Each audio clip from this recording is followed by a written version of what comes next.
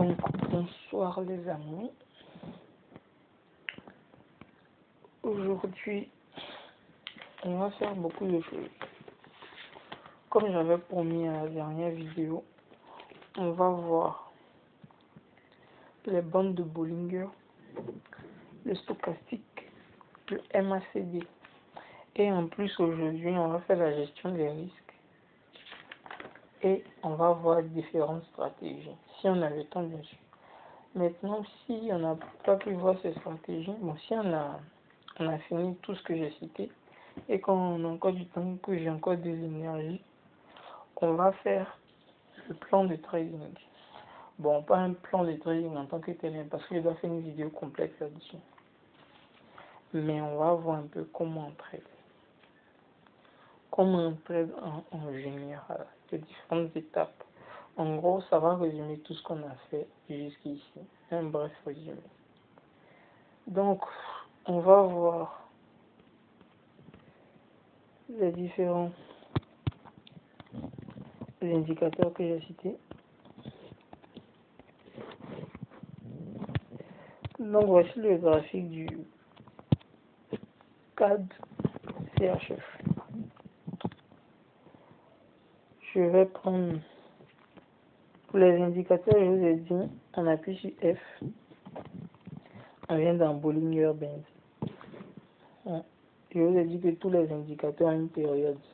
Et cette période-là, plus elle est élevée, plus elle est précise, mais elle ne va pas donner beaucoup de signaux. Et plus elle est faible, plus elle va donner beaucoup de signaux, mais qui ne sont pas fiables. Totalement fiables. Donc, 14. Mais si vous utilisez sur des unités de points élevés, ça compense. Mais aujourd'hui, c'est juste pour vous expliquer comment les bandes de Bollinger fonctionnent. Donc, voici les bandes de Bollinger. C'est ce gros tas qu'on appelle bande de Bollinger. Pour mieux l'expliquer, comme je vous ai dit, les indicateurs, on les utilise sur des unités de temps faibles. En général. Pour mieux l'expliquer, je vais mettre du M30. Comme on voit ici. Voilà, ça c'est parfait. Donc, les bandes de Bollinger, c'est un indicateur cyclique. Il va nous donner la tendance, parce que c'est un indicateur de tendance. Mais ce qu'il permet le plus de faire, il permet de canaliser le prix. En gros, si vous voyez, à chaque fois, la majorité des bougies sont à l'intérieur des bandes de Bollinger. Et c'est ce que les bandes de Bollinger permettent de faire. Elles vont canaliser le prix. Et ces bandes de Bollinger là, ça c'est une première utilité que je vous ai donnée. La deuxième utilité, c'est la conséquence de la première. Parce qu'elle permet de canaliser le prix, ça veut dire que si le prix sort, il aura tendance à revenir à l'intérieur. Un exemple, voilà ici. Ici par exemple. Vous voyez qu'il y a une bougie qui est sortie, après elle est rentrée avec une bougie noire. Pareil, elle est sortie, elle est rentrée avec une petite bougie blanche, elle est sortie, elle est rentrée avec une petite bougie blanche, etc. Donc à chaque fois que le prix va sortir des bandes de Bollinger, il va rentrer. Et voilà un autre exemple encore ici. On va prendre encore, c'est pas tout pour les bandes de Bollinger. Je vous ai dit que c'est un indicateur cyclique. En gros, un indicateur cyclique, c'est juste pour vous dire que tout le temps, les bandes de Bollinger vont nous montrer ce qu'on appelle la mécanique des prix. La mécanique du mouvement, pardon. On a déjà vu ça. La mécanique du mouvement, on a dit tout simplement que les prix ne font que se répéter. Elles ne font que faire les mêmes choses tout le temps. Et c'est un peu ça qu'on va voir. Donc ici, j'ai pris un graphique du GBP/USD qui est beaucoup utilisé avec les bandes de Bollinger pour mieux voir ces différents cycles. Prenons des graphiques récents. Bon, les graphiques récents, à cause des élections, c'est vraiment mélangé. Voici de bons graphiques pour mieux expliquer comment marchent les bandes de Bollinger. Les bandes de Bollinger ont en général 3 phases. certaines personnes vont vous dire qu'elles ont 4 phases. Elles ne mentent pas, c'est aussi vrai. Comment identifier ces différentes phases?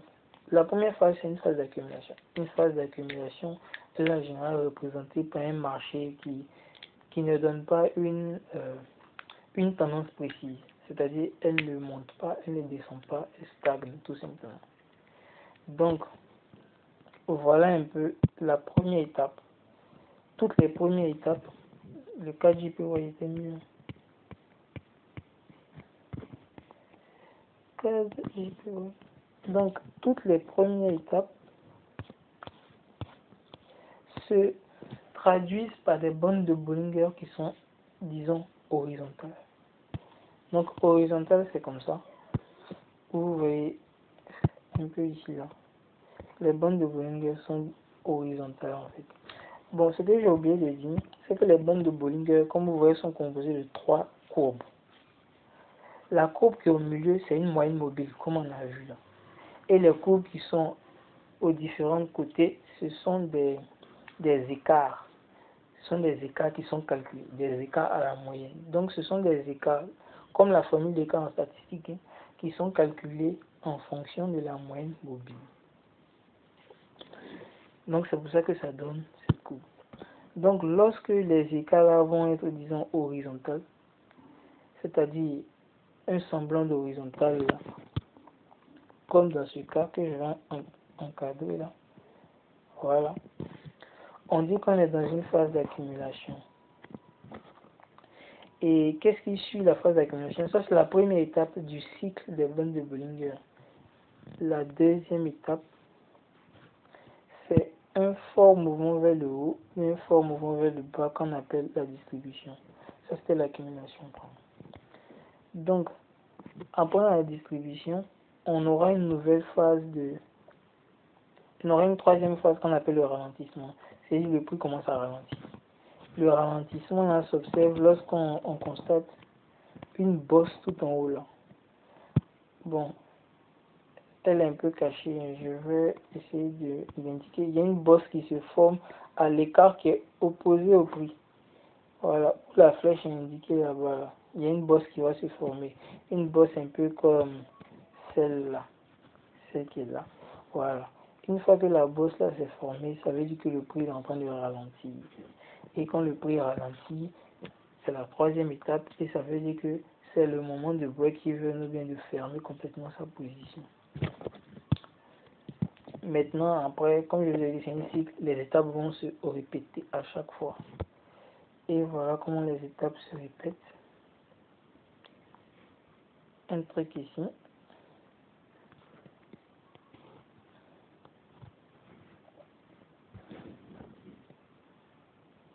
Voilà, là, disons, c'est un peu horizontal. Ça monte. Voilà. Ça monte jusque là. Ça monte jusque là. Il y a une bosse qui se forme à l'opposé. Une bosse qui se forme à l'opposé, c'est-à-dire là. Et ça veut dire que le mouvement est en train de ralentir. Et le mouvement est actuellement là, il ralentit. Et quand il ralentit, ça veut dire que c'est le moment de clôturer ou bien de break-even. Et qu'est-ce qui va se passer? Une autre étape, on aura un carré. Une zone encore d'accumulation. Donc, ce qu'il faut savoir, en tout cas avec les bandes de Bollinger, c'est qu'arrivé un moment, elles se serrent. Comme vous voyez là, elles se sont serrées. Et quand elles se serrent comme ça, et qu'elles se serrent de façon, disons, parallèle, c'est-à-dire horizontale et parallèle à la fois, on est dans une première étape qui est l'accumulation. La deuxième étape, c'est lorsqu'elle va casser le carré que vous allez dessiner. Donc, le carré que vous allez dessiner, je vais dessiner un petit carré ici. Voilà. Ce carré-là, quand elle va le casser, elle a cassé en descendant là comme ça. Voilà. Ça veut dire que cette fois-ci, on est dans une On va essayer de zoomer, voilà. Donc, on a un carré qui a été cassé. Ça, c'est la phase 2, la phase de distribution. Maintenant, la phase 3 se traduit par cette courbe qui est là. Voilà, cette bosse qui est là, qui est à l'opposé du prix. C'est l'écart opposé au prix. Ça a formé la bosse. Ça veut dire qu'on est dans l'étape 3 et le prix est en train de ralentir. Et qu'est-ce qui s'est passé si vous-même vous regardez? Le prix a commencé à ralentir. Le prix a commencé à ralentir. Et après, il s'est serré encore pour faire une première étape. Ensuite, une deuxième étape. Il a ralenti lorsque ça a formé l'autre bosse. Et ainsi de suite. Donc, c'est un indicateur cyclique qui ne fait que faire des cycles. Et les cycles sont composés d'une première étape où elles se serrent, d'une deuxième étape où elles vont rapidement vers le haut, bien rapidement vers le bas, et d'une troisième étape où la bosse qui est opposée au prix se forme, c'est-à-dire qu'il faut break-even ou bien il faut couper de position tout court. Voilà. Donc, c'est un peu comme ça. À chaque fois on fait ça. Voilà un autre cas encore ici. Voilà un autre cas ici. Elles ont fait le truc. Elles sont allées. Elles peuvent blaguer aussi pour dire qu'elles vont monter puis elles vont descendre. Voilà. Si vous voyez vous-même là, actuellement les bandes de Bollinger sont horizontales. Voilà. Ça veut dire qu'on est dans. Et puis elles sont serrées. Ça veut dire qu'on est dans une première étape. Ensuite elle a cassé ça. Elle a cassé. Ça veut dire qu'on est dans une deuxième étape. On voit la bosse se former là. Ça veut dire qu'à ce niveau précis là, il faut break-even ou bien il faut couper sa position. Et ensuite, celui qui n'a pas break-even, il avait fait tout ça, il avait peur. C'est comme ça, voilà encore une première étape, une deuxième étape, ralentissement, et ainsi de suite. Donc, c'est un indicateur, il faut prendre du temps pour identifier les différentes étapes. Mais il est très utile dans une stratégie qu'on va voir. En tout cas, si on a eu le temps de la voir. Donc, on va voir un autre indicateur que j'aime bien utiliser. Donc, vous voyez vous-même, c'est un peu comme ça qu'il fonctionne. Donc, un autre indicateur que j'aime bien utiliser, qui est de la famille des oscillateurs, c'est le stochastique. En gros, ce sont les meilleurs indicateurs que je vous donne. Seulement, mais il n'y a pas d'indicateur parfait. Tous les indicateurs sont en retard. Et bon, à part les oscillateurs, bien sûr. Puis les oscillateurs, c'est le prix qu'ils montent, mais d'une autre manière. Sinon, tous les autres sont en retard. Et ce qu'il faut savoir, c'est que c'est pas l'indicateur qui fait le trade, c'est l'analyse. Donc, le stochastique, c'est juste un indicateur qui est un peu comme le RSI. Il est composé de deux moyennes mobiles. Et ces deux moyennes mobiles-là aussi entre deux bornes. La borne des 80, qui est la zone de surachat. Ça veut dire que c'est trop acheté si on est là-bas. Et si on est en bas, la zone des 20, c'est la zone des surventes. Ça veut dire que c'est trop vendu. Donc quand quelque chose est trop acheté, il faut commencer à le vendre. Parce que le prix va diminuer. Quand on achète quelque chose tellement, qu'est-ce qui se passe? Le prix de cette chose augmente tellement que plein de personnes ne peuvent plus se l'offrir. Donc, si plein de personnes ne peuvent plus se l'offrir, le prix de ce truc va commencer à diminuer. Et c'est ce qui montre la zone de surachat. Quand on est dans une zone de surachat, il faut commencer à vendre. Maintenant, quand on est dans une zone de survente, c'est-à-dire qu'il y a tellement de vendeurs sur le marché d'un produit que le prix est devenu tellement bas que les gens vont se dire oui, comme le prix est bas, il faut que j'achète maintenant. Et ça va monter. C'est comme ça, quand plein de personnes achètent une même chose, le prix de cette chose augmente. Donc, c'est un peu comme ça fonctionnent les oscillateurs. Mais c'est pas tout. Le stochastique, surtout, lui, il va nous donner des sommets et des creux. À chaque fois que les moyennes mobiles vont se croiser en haut, ça veut dire qu'on a un sommet. Et à chaque fois qu'elle va se croiser en bas, on a un creux.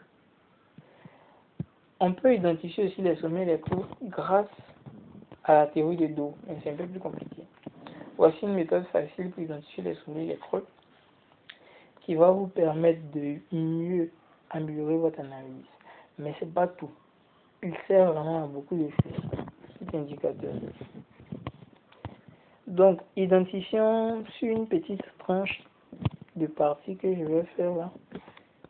En espérant que ça bouge pas. Voilà. J'ai essayé un peu d'encadrer cette tranche de mouvement. On va identifier les sommets et les creux ensemble. Donc, on a bien dit qu'à chaque fois qu'il va se croiser, il va former des sommets et des creux. Ici, il s'est croisé.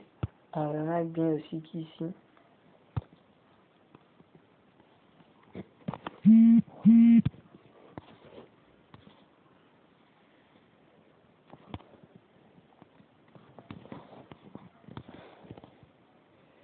bon, pour aller un peu plus vite.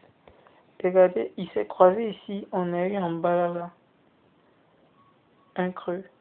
Il s'est croisé en haut là, on a eu un sommet. Il s'est croisé en bas, on a eu un creux. On a eu un sommet, un creux, sommet, creux, sommet, creux ici, sommet, sommet là, excusez, et creux. Donc, à chaque fois qu'il va se croiser en bas, on a des creux. À chaque fois qu'il va se croiser en haut, on a des sommets. Et ça va nous faciliter l'analyse. Mais c'est pas tout. Ici, puisqu'on réussit à identifier, bon, comme je vous ai dit, ça va faciliter l'analyse. Hein. On aura ici, si je ne me trompe pas, un canal d'élargissement haussier. Et ce canal d'élargissement haussier là va se traduire par quoi?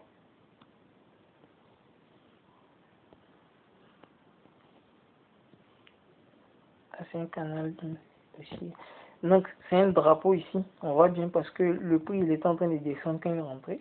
Donc, le drapeau, son objectif, c'est que quand il se forme comme ça, après, il va descendre. Et c'est bien ce qui se passait. Donc, le stochastique nous a permis de faire une bonne analyse qui s'est avérée correcte. C'est pas tout. Supposons que à ce niveau-là, ce niveau-ci, vous deviez acheter. Vous avez fait une analyse et c'est ici que vous deviez acheter. Mais vous n'étiez pas là et le prix est arrivé là, par exemple. Vous voulez acheter, mais c'est trop risqué parce que c'est un peu loin de votre point d'entrée initial. Qu'est-ce que vous attendez? Vous attendez que le stochastique forme un nouveau creux pour vous, qu'il se coupe vers le bas. Et ça va vous donner un excellent point d'entrée. Pourquoi? Parce que ce point-là ne sera plus jamais atteint, à moins que la tendance n'ait fini sa course. Regardez, ce point-là n'est plus jamais atteint. Si vous avez acheté ici, là, ça ne va plus revenir. Vous allez profiter de tout ça. Donc, à chaque fois que vous allez prendre, ça allait vous donner un excellent point d'entrée qui n'allait peut-être jamais être touché. Donc, quand vous êtes en retard sur une tendance, attendez que le stochastique forme soit un nouveau sommet, un nouveau creux, afin que vous puissiez rentrer à chaque fois. Maintenant, si vous êtes quelqu'un de gourmand aussi, et que vous voulez profiter de toute la tendance, voilà ce que vous allez faire. Vous avez identifié ici un canal haussier. Vous savez que le canal haussier va monter jusqu'à il va sortir. Donc, tant qu'il n'est pas sorti du canal, disons qu'à partir d'ici, vous étiez dans un canal haussier. Tant qu'il n'est pas sorti du canal, on va bouffer le canal. On va vendre, acheter, on va vendre, acheter. Tu allais acheter ici au moment où c'est croisé. Tu allais acheter ici au moment où c'est croisé. Tu allais vendre ici au moment où c'est croisé. Tu allais vendre également ici au moment où c'est croisé. Donc vous voyez un peu, c'est comme ça marche. Vous allez perdre ici parce qu'il y a eu un croisement en haut et le prix est monté. Mais c'est très rare que ça arrive avec le stochastique. Donc le stochastique, c'est ce qui permet de faire. Et ce qu'on vient de faire là, c'est-à-dire acheter, vendre, acheter, vendre, acheter, vendre sur une tendance, on appelle ça pyramidé. C'est-à-dire on profite de tous les sommets et de tous les creux d'un canal ou bien d'une tendance. C'est ça qu'on appelle pyramidé. Donc pyramidé, ça permet de gagner beaucoup plus d'argent. Parce que vous ne laissez même pas une miette au marché. pyramide sur une pyramide, pyramide. Voilà. Donc le stochastique, il va mieux vous permettre, c'est ça, d'identifier les sommets et les crêtes. Voilà. Maintenant, ça c'est le stochastique en zone de tendance. Mais le stochastique est encore meilleur en zone de résistance. Enfin, il dit résistance en zone de range. Pourquoi? On va voir ça. Et je viens d'identifier ici un range. Voilà. Donc le stochastique là, à chaque fois que vous alliez être sur un extrémum, c'est-à-dire soit support, soit une résistance, et que le stochastique se croise, il faut acheter, mais il faut vendre. Par exemple, ici, on était sur, ici, où je bouge là, on était sur une zone de résistance et le stochastique s'est croisé. On vend. Ici, on est en bas sur une zone de support et le stochastique s'est croisé là. Bon, ici, le stochastique n'est pas venu vers le bas pour se croiser, donc on laisse tomber ça. On se casse pas la tête. Le stochastique est venu tout en haut ici et le prix aussi est venu toucher l'extrémum. Au niveau de là, il s'est coupé. On vend sans réfléchir et on allait prendre tout ça. Et ici, le stochastique est bien descendu, le prix aussi a touché l'extrémum et il s'est croisé. Le stochastique est croisé, on achète. Etc. etc. Ici également, il s'est croisé. Là, on vend, on achète, etc. etc. S'il touche un extrémum et que le stochastique se croise à la baisse ou à la hausse, vous achetez ou vous vendez. Sans réfléchir, vous n'avez pas exactement. Donc c'est un peu à ça que c'est le stochastique. Maintenant, on va voir le MACD. Le MACD, c'est un peu, c'est un indicateur aussi oscillateur. Les oscillateurs sont très puissants parce qu'ils permettent de trouver des entrées très précises. Et ce qui est très très important avec eux, ce sont les divergences. Ils sont très difficiles à voir à l'œil. Donc celui qui est en bas là, le MACD. On va essayer un peu de l'améliorer là.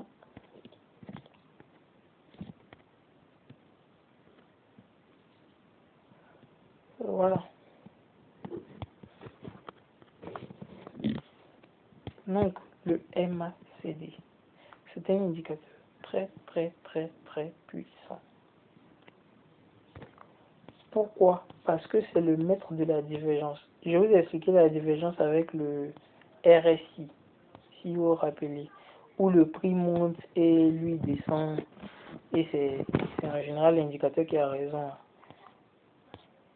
Je suis en train de chercher comme ça une divergence pour vous montrer à quel point cet indicateur est puissant.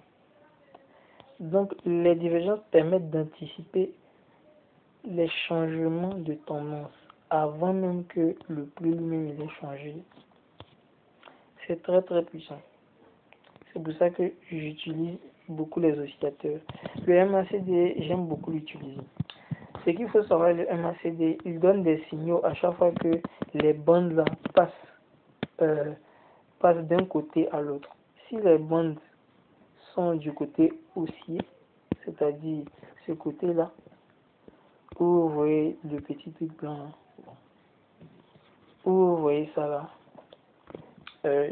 le réticule là, c'est l'objet que j'utilise horizontal et puis vertical là, que j'utilise à chaque fois. Donc si vous voyez qu'il est du côté haussier, ça veut dire qu'on est dans une zone de... Ça veut dire qu'on est dans une tendance haussière. Et quand on passe du côté bas, on est dans une tendance baissière. En général, des gens prennent des trades à chaque fois que la ligne rouge là quitte la ligne noire. Voilà. Donc, enfin, que la ligne rouge là quitte les barres noires. Mais en général, plus précisément, le signal est donné lorsque les barres passent d'un côté à l'autre. Donc, si elle passe du côté haut pour aller au côté bas, c'est un signal de vente. Et la personne qui avait vendu ici allait prendre tout ça pour lui.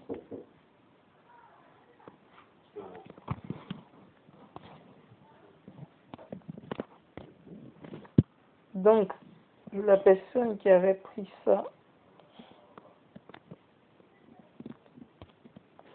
allait, bon, il allait avoir beaucoup, hein. Il allait avoir 300 pips. Donc, c'est un super indicateur. Mais comme tous les indicateurs, il n'est pas fiable. Il n'est pas tout le temps fiable, disons. Il n'est pas parfait non plus. Mais ce qui est puissant avec lui, c'est qu'il donne des divergences. Et ce sont ces divergences-là même que je cherche. Je cherche de bonnes divergences à vous montrer. De bonnes divergences qui ont marché, bien sûr. Parce qu'il y a des divergences qui ne marchent pas, qui ne sont pas puissantes.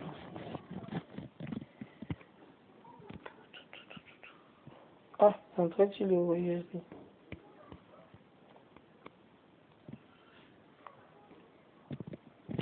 Donc, on va chercher des divergences. Ok, je vous montre.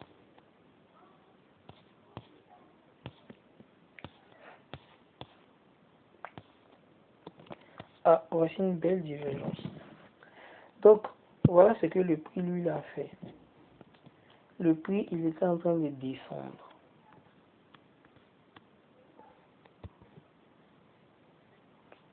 Voilà. Le prix est en train de descendre. Quand on compare ces différents creux, on voit qu'il descend. Et qu'est-ce qui se passe quand on compare les différents creux du MACD? On voit qu'il monte. Donc, on a une contradiction. Les creux du prix descendent et les creux du MACD montent. On est dans une divergence. Ça veut dire que le prix ne va pas tarder à monter. Et c'est ce qui s'est passé ici. Enfin, ici, là. C'est ce qui s'est passé ici.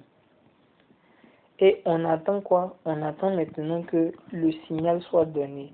Et le signal, je vous ai dit, c'est donné à chaque fois que les barres passent d'un côté à l'autre. Donc ici, à partir d'ici, le signal était donné. Et la personne qui achetait ici allait subir seulement 28 pips de perte, pas beaucoup, et il allait gagner jusqu'à 91 pips. Donc, si vous aviez passé un bon stop loss, vous allez gagner beaucoup. Donc, c'est un peu ça les divergences. Donc, il faut bien regarder les creux du prix descendent et les creux des MACD montent. Donc, les deux ne sont pas d'accord. On a alors une divergence. Cherchons une bonne divergence encore à vous montrer.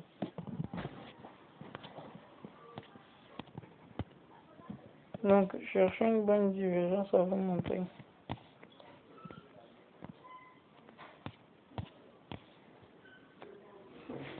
En gros, les divergences nous permettent même d'anticiper les effondrements du marché. Ce sont des trucs puissants. Hein. Attendez. Voilà. Donc, voici une grande divergence. Le prix est en train de monter.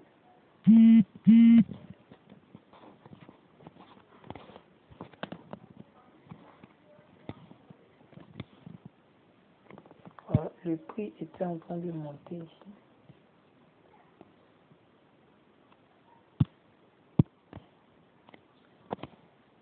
Le prix montait jusqu'ici. Hein.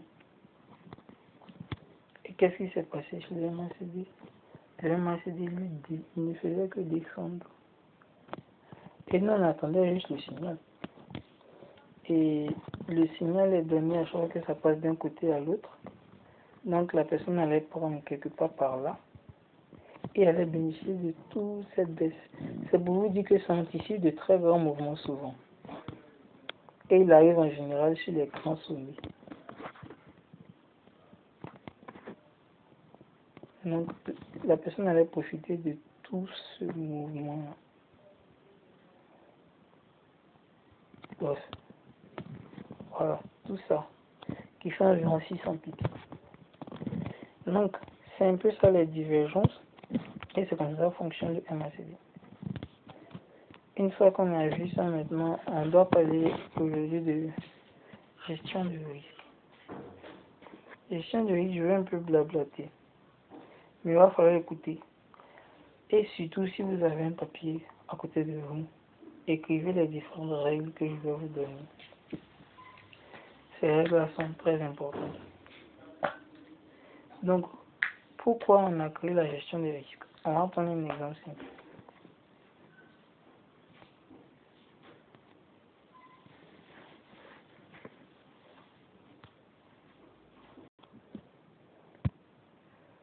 Bon, la gestion des risques. Comme je vous avais dit, on allait prendre un exemple simple. Supposons que vous avez, disons, 100 000 francs et que vous partez jouer à Rouge gagne noir paix. Donc, Rouge gagne noir paix, c'est un jeu de poker, disons Blackjack. Vous misez de l'argent sur quelque chose et on vous dit que si vous gagnez, vous emportez le double.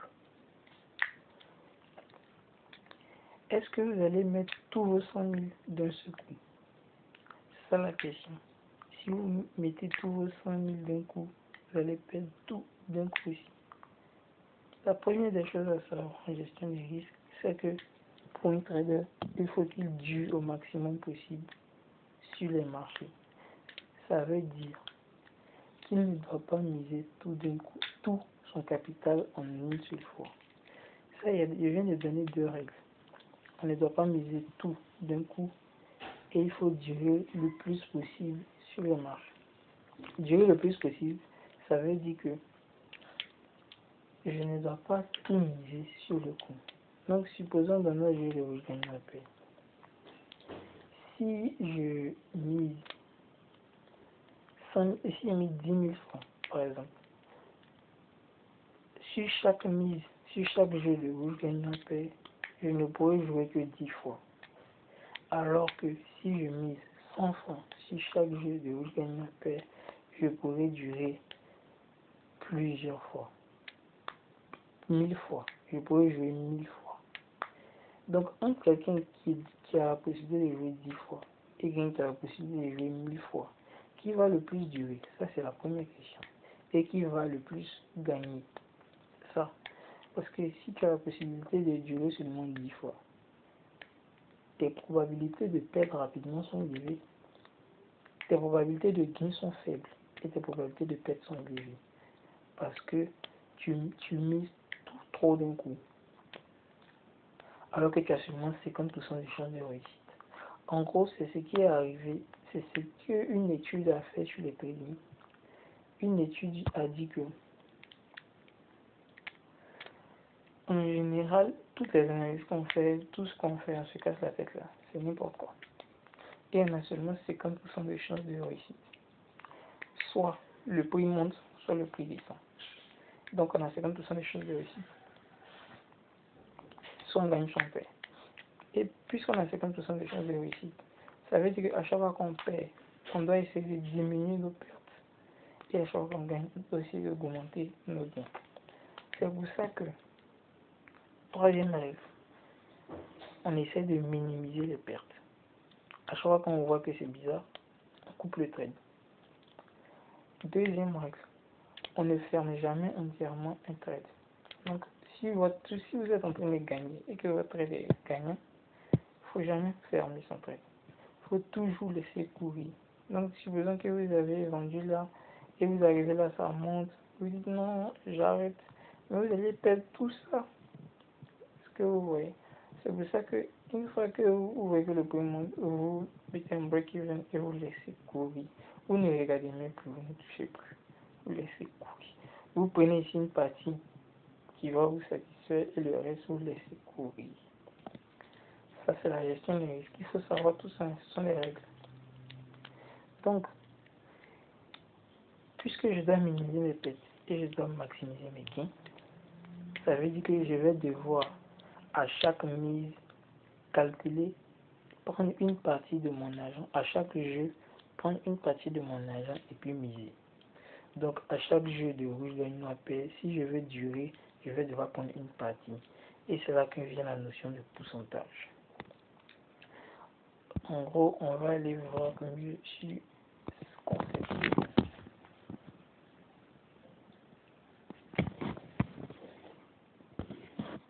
Donc, la première notion, c'est celle de pourcentage.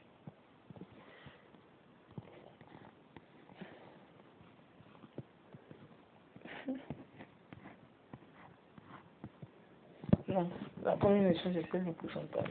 On doit attribuer à chaque trade un certain nombre de pourcentages de notre capital. Si vous avez 100 000 francs et que vous voulez miser 10% par trade, c'est-à-dire par jeu de rue gagnant à paix, 10% de 100 000 francs, ça fait 10 000 francs. C'est-à-dire à chaque fois que vous allez jouer, vous allez mettre 10 000 francs. Ça veut dire que vous risquez de perdre 10 000 francs. En trading, on ne parle pas de risquer de perdre, on parle de perdre. Parce que si vous ne dites pas que la part du capital que vous avez investi, là, vous allez la perdre, vous allez commencer à stresser sur les marchés. Donc, à chaque fois que vous voulez trader, dites-vous combien je suis disposé à perdre, combien je peux perdre. Bon, pas combien je peux perdre, mais combien je suis disposé à perdre, combien je peux perdre sur ce trade. C'est comme ça qu'on réfléchit à chaque fois quand on le trade. Supposons que vous avez 100 000, comme j'ai dit, et vous voulez lancer un trade. Vous dites combien je veux perdre. Si vous voulez perdre 10 000, ça veut dire que vous allez risquer 10% de votre capital. Maintenant, comme on a dit, on veut durer beaucoup sur les marchés. Donc, quand on veut durer beaucoup sur les marchés, ça veut dire que notre pourcentage doit être petit. Si c'est 1%, ça sera combien? Ça sera 1%, c'est combien déjà? 1%, c'est 1000 francs par trade. Si c'est 0,1, ce sera 100 francs par trade. Donc, c'est comme ça.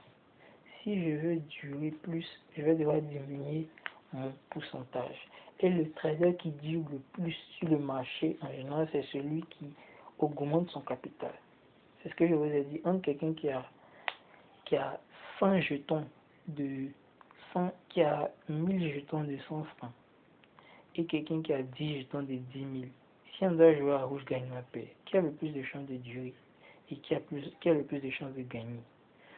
Selon moi, et c'est ce que montrent les statistiques, c'est celui qui a le plus de jetons, parce qu'il va durer et il va mettre toutes les chances de son côté. C'est comme ça. Donc, vous devez utiliser un pourcentage très petit. Et c'est pour ça même que les petits capitaux ne sont pas à l'aise pour trader, parce qu'ils vont devoir utiliser des pourcentages élevés pour pouvoir assurer les trades. On va voir ça. Et puisque vous utilisez des pourcentages élevés, vous n'allez pas pouvoir durer. Donc si vous voulez vraiment bien trader, etc., vous allez devoir utiliser un gros capital, qui est plus même que 100 000, voire dans les 500 000. Mais moi, je préfère dire aux débutants de commencer avec petit. Même 15 000, c'est bon. Et ils vont risquer beaucoup, mais si tu as gagné, tu as gagné, si tu as perdu, tu as perdu. Mais tous ensemble, on va s'assurer qu'on gagne. Voilà. Donc, c'est le premier point, c'est le pourcentage que tu es prêt à risquer. C'est la part de ton capital que tu es prêt à perdre sur ce trade. Donc, si tu dis que tu es prêt à perdre, comme on a dit, en général, les gens disent qu'il faut miser 2% de son capital. Comme ça, on a droit à 50 trades, ce qui fait dire qu'il nous faudra perdre 50 fois pour perdre 100% de notre capital. J'ai fait 2 fois 50, 2% fois 50 pour avoir 100%. C'est comme ça que ça marche. Donc, si quelqu'un utilise 5% de son capital par trade, il ne pourra que perdre 20 trades. S'il a perdu 20 trades, il a perdu 100% de son capital. Et c'est comme ça. Bon, le premier point qu'on a vu, on a vu le pourcentage.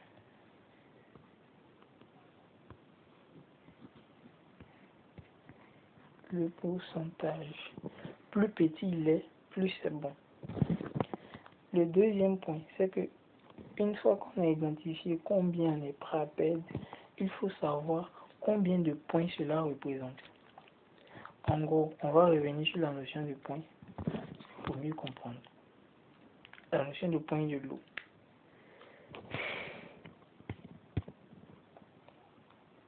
Les points, qu'est-ce que c'est? Le point, c'est la différence du prix auquel on a acheté et du prix auquel on a vendu. Prenons le gold.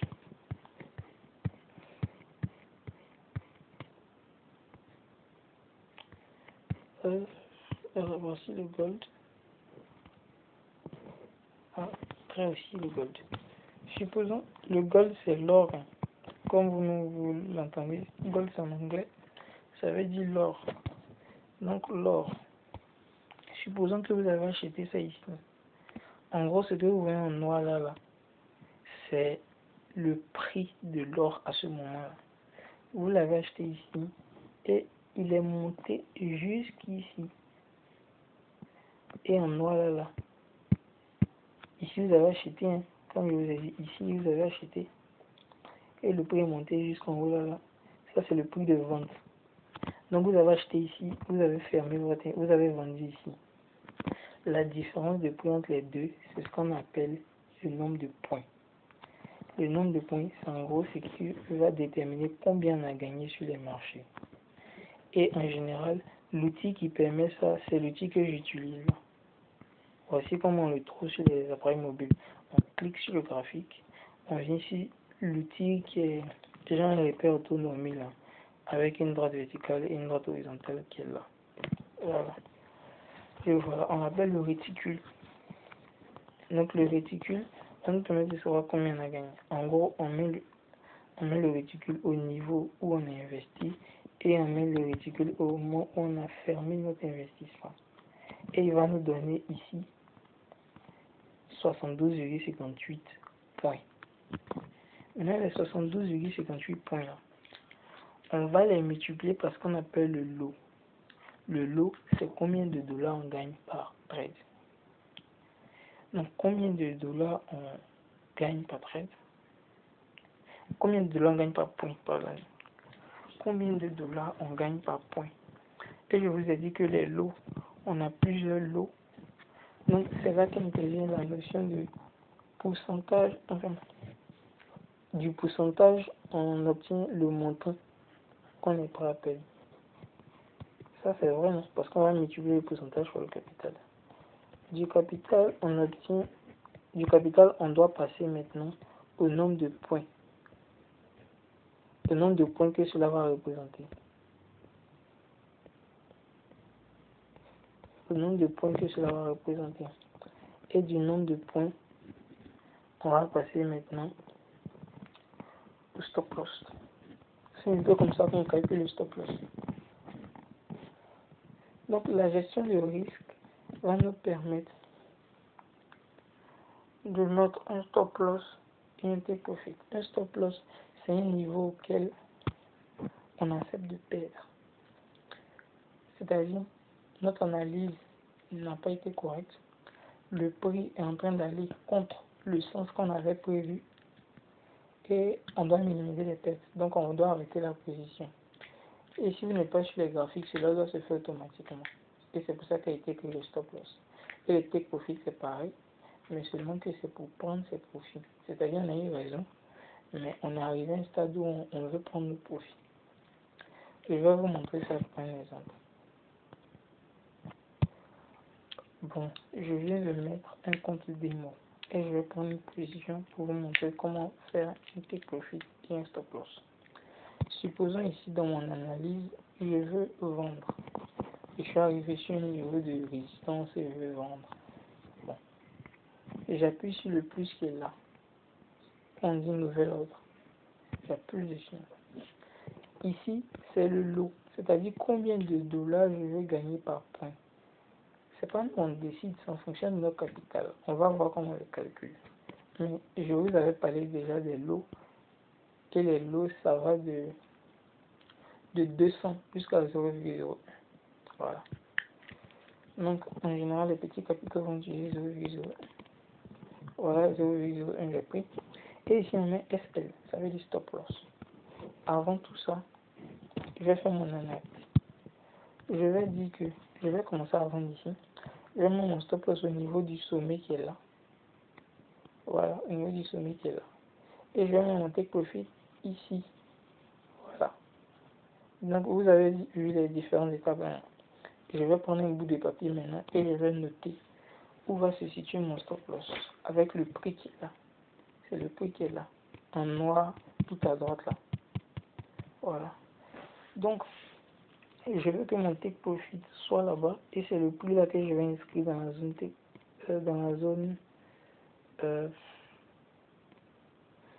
dans la zone de nouvel ordre. Donc mon take profit est à 1,169. Ensuite, mon stop loss, je vais le placer tout en haut là. Et lui, il est à 1,1875. Stop loss à 1,1875. Voilà. Donc, quand je vais mettre mon nouvel ordre, je mets le lot que je veux. Et maintenant, je mets stop loss 1,1875 et take profit à 1,169. 1,169. Voilà. Et je mets maintenant sell parce que je voulais vendre sell. Et j'ai mis mon lot. Voilà. J'ai vendu. Ça veut dire que si mon analyse n'a pas été correcte, normalement, mon analyse c'est que le prix descend jusqu'ici. Mais si le prix est monté,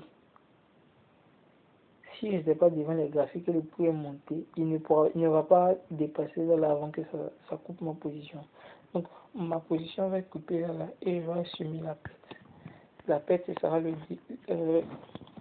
la différence de points entre le prix auquel j'ai placé mon stop loss et le prix auquel je suis entré.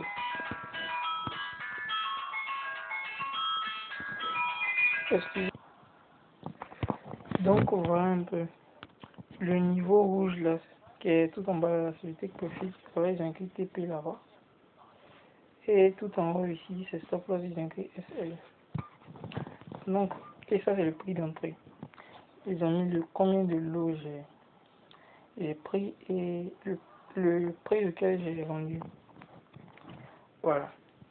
Maintenant, si le prix est monté jusque là, mon stop loss va se déclencher et je vais constater la perte qui est la différence de prix entre le prix du stop loss et le prix auquel je suis entré. Donc,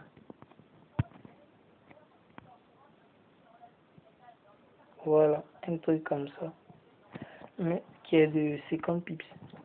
Maintenant, si le prix est venu jusqu'en bas là, ça va déclencher mon take profit et je vais gagner le nombre de points qui est inscrit. C'est-à-dire la différence entre le prix d'entrée et le prix auquel le prix d'entrée et le prix du take profit tout simplement. Voilà, qui est d'environ de 137 pips. Donc c'est comme ça moi je take profit. Si vous n'êtes pas devant les graphiques et que vous avez configuré des stop loss et des take profit, si le prix arrive là-bas, ça va fermer votre investissement. Et si ça touche le stop loss, vous allez constater votre perte, qui est la différence de prix du stop loss et le prix d'entrée, le prix de l'investissement, et le prix du take profit. Même si ça touche le take profit, ça va prendre vos gains comme take profit, prendre le profit, et ce sera le gain de la différence entre le take profit et le prix d'entrée. Bon, qu'est-ce que je peux vous indiquer encore? Stop loss et take profit. Ensuite,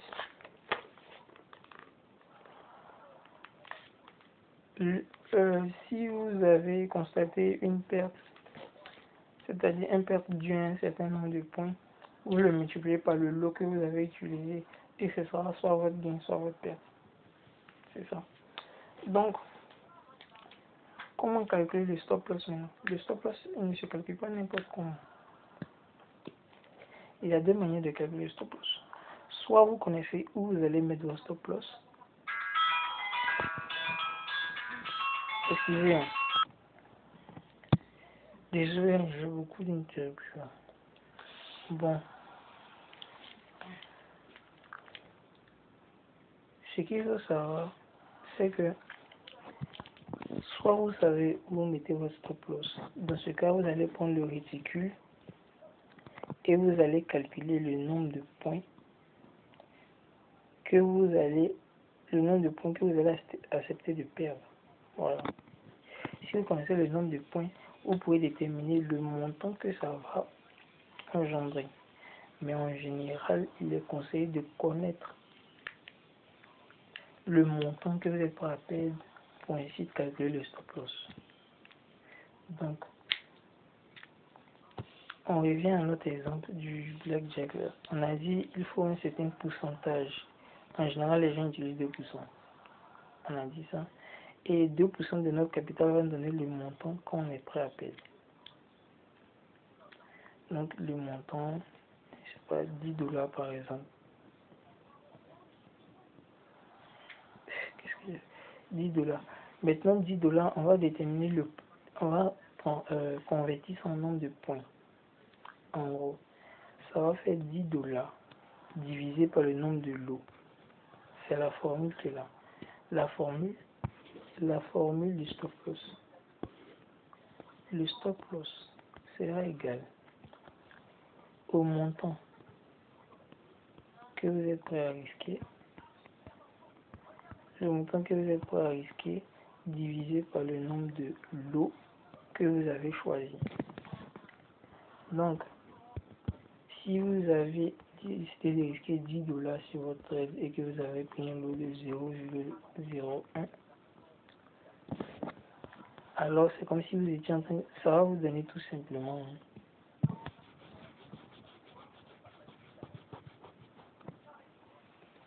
ça va vous donner tout simplement 1000 points. 1000 points. Donc, vous allez mettre votre stop loss maintenant. Vous allez prendre votre réticule. Vous allez prendre votre point d'entrée là. Disons que vous vouliez acheter ici. Vous allez prendre votre réticule jusqu'à 1000 points. En gros, quelque part par là. Et c'est là-bas que vous allez mettre votre stop loss. Vous allez regarder le prix noir là, tout à droite là, et vous allez mettre votre stop loss là-bas. C'est comme ça. Maintenant, le lot là. Le lot, en fait, vous deviez absolument utiliser. Bon, je sais pas comment je vais vous dire ça. Je vais simplifier. Cette formule dit que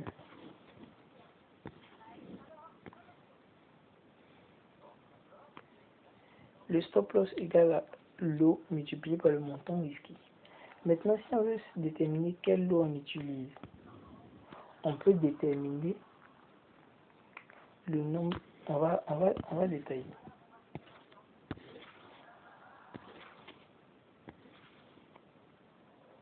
On a dit que le montant risqué est égal à quoi? Égal au nombre de... Le montant risqué est égal au pourcentage. Excusez-moi. Désolé les interruptions, je suis un peu fatigué et je dois aller prendre un peu d'eau à chaque fois. Donc on va faire un peu de mathématiques et j'avais dit ici que c'est la manière de calculer ce poste là.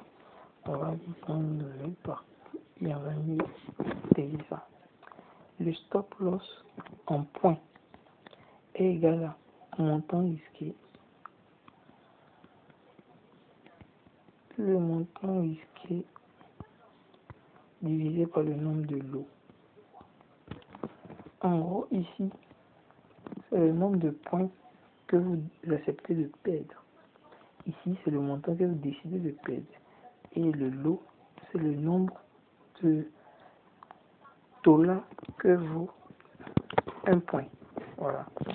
Donc, supposons que vous connaissez où vous allez placer votre stop loss. Et c'était le cas ici. Je savais que je voulais placer mon stop loss ici. Donc, j'utilise mon réticule et je détermine la différence de points entre le point d'entrée et où je vais placer mon stop loss. Ce qui fait 50 points. Donc, et je veux déterminer cette fois-ci mon lot. L'eau sera égal à quoi alors? L'eau sera égal tout simplement à mon temps risqué ici stop loss.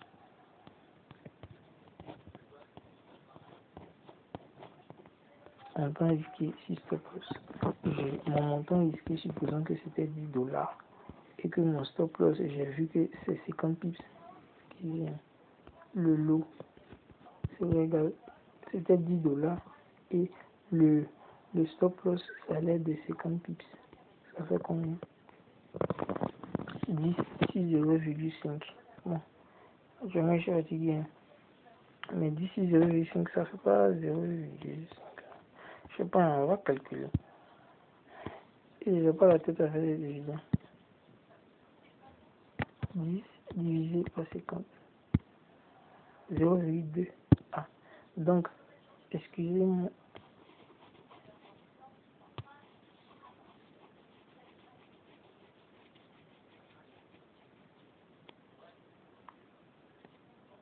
$0,2 de l'eau. Donc c'est un peu comme ça que vous allez devoir calculer. Soit vous connaissez votre stop loss, alors vous calculez votre lot, soit vous connaissez votre lot que vous voulez utiliser et vous déterminez le stop loss. C'est tout pour la gestion des risques. Donc la gestion des risques, ce sera de placer les stop loss, des take profits, etc. et d'utiliser les différentes formules que j'ai mis ici. Donc ce qu'il faut retenir, c'est que le lot égale au montant divisé par le nombre de points du stop loss. Point du stop loss. Voilà. Maintenant, si c'est le stop loss que vous voulez déterminer, vous faites la règle de 3 et vous déterminez. Bon, maintenant quand on a fini ça, on ne pourra pas voir les stratégies aussi, je suis trop fatigué. On verra ce que nous jouons. Mais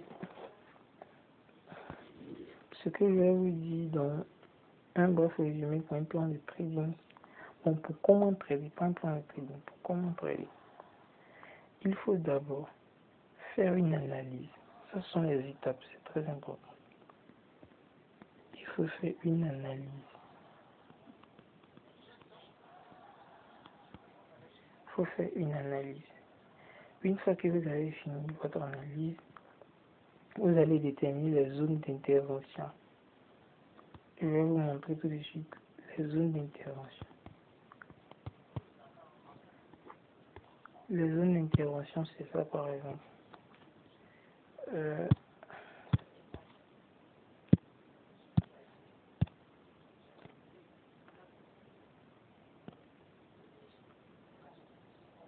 Bon, une analyse directe, hein, rapidement. Voilà, j'ai identifié les zones et les creux. Et j'ai vu ici une trend line aussi que j'ai tracée. Voilà.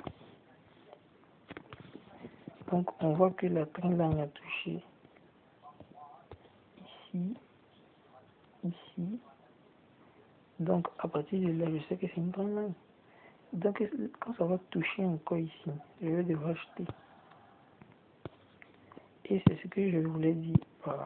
À chaque fois que ça va toucher un extrémum, c'est-à-dire soit une résistance, soit un support, soit une trend line, soit un canal, à chaque fois que ça va toucher ça, c'est là-bas qu'on appelle les zones d'intervention. En gros, c'est là-bas qu'on trade. À chaque fois que ça va toucher les zones d'intervention, ici, ici, ici, ici, ici. Mais là, et quand ça casse, on cherche maintenant de nouvelles zones d'intervention. C'est comme ça que ça marche. Donc, un peu comme ça aussi.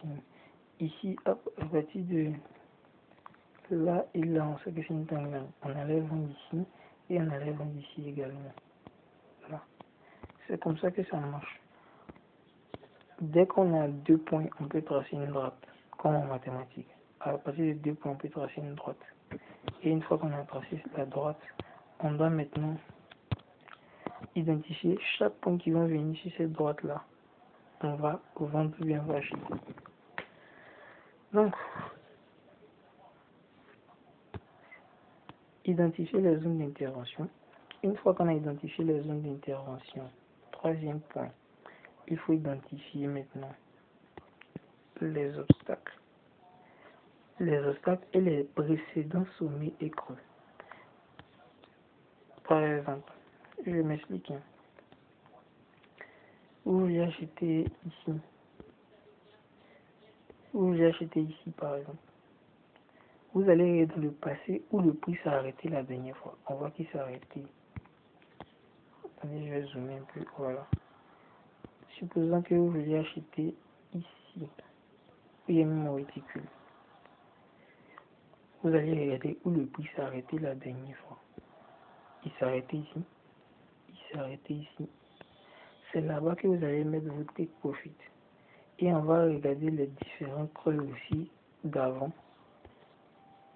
On va mettre ça derrière celui-là. Quelque part là. Parce que c'est là-bas qui est le plus bas. Et s'il dépasse le plus bas, ça ne reste plus la théorie de dos. Ça veut dire qu'on n'est plus dans une tendance soit haussière, soit baissière. C'est comme ça.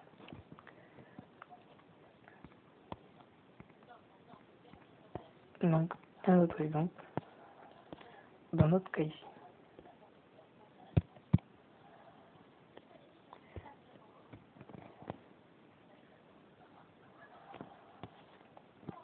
Dans notre cas ici.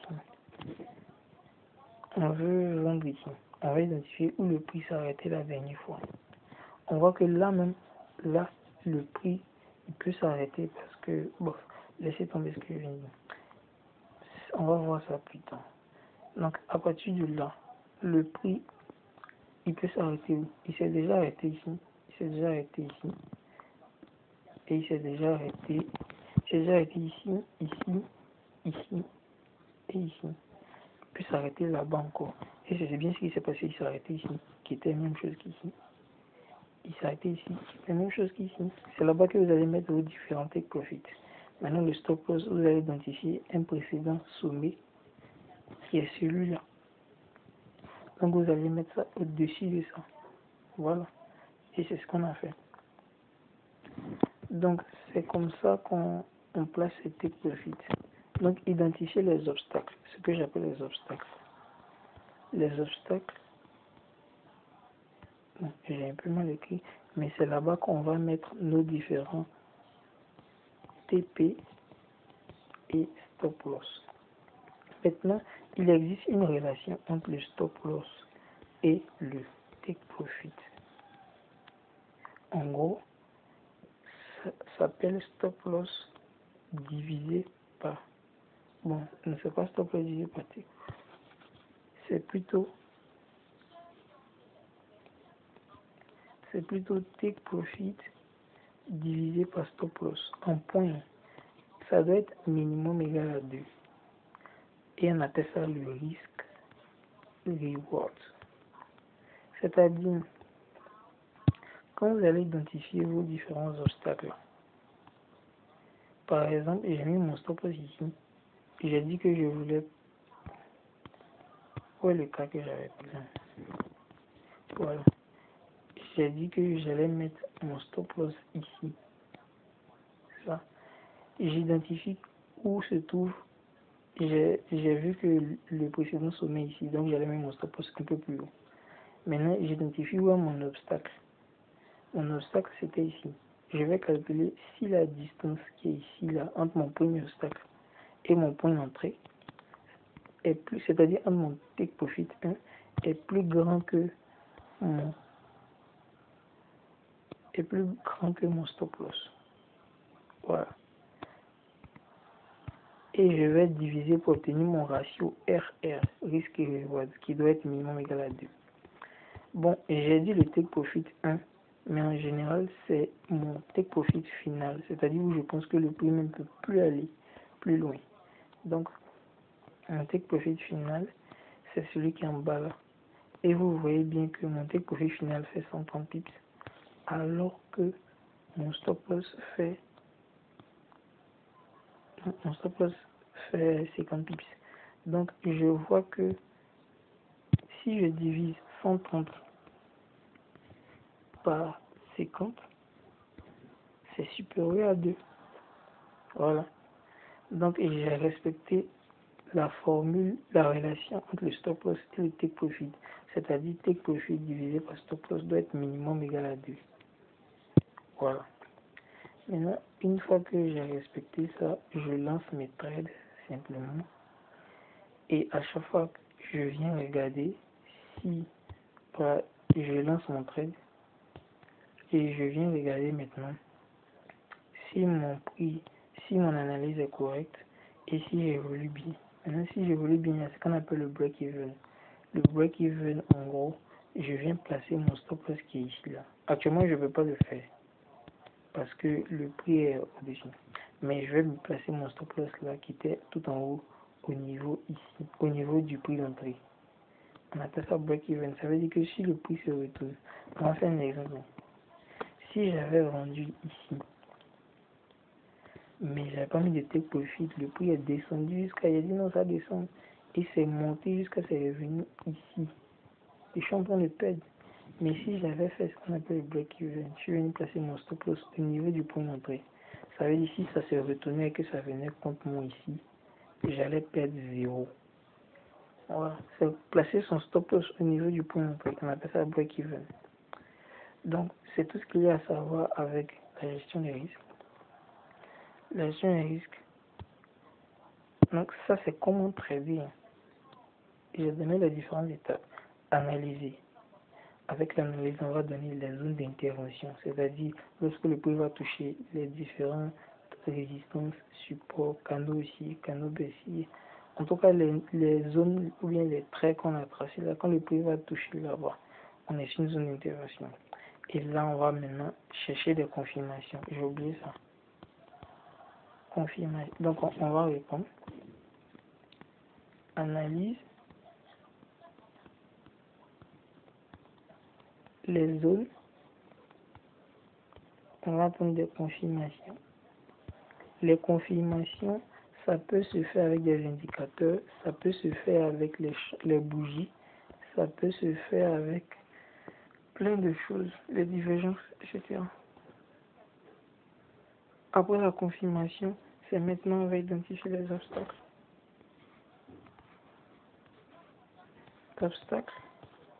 Et on va voir si on respecte bien notre RR, c'est-à-dire si le take profit divisé par le stop loss est minimum supérieur ou égal à 2. Voilà, ce sont les différentes étapes qui sont là. Ce sont les différentes étapes d'un trade qui sont là. Maintenant, la gestion des risques, on a dit il y a le pourcentage.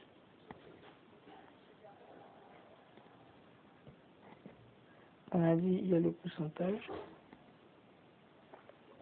Après le pourcentage, on a dit on va passer du... Bon, je crois que vous avez noté, hein. C'est plus la peine de revenir là-dessus. Donc c'est tout pour aujourd'hui. Une prochaine fois, je vais sortir une autre vidéo. Ciao, ciao, bye bye.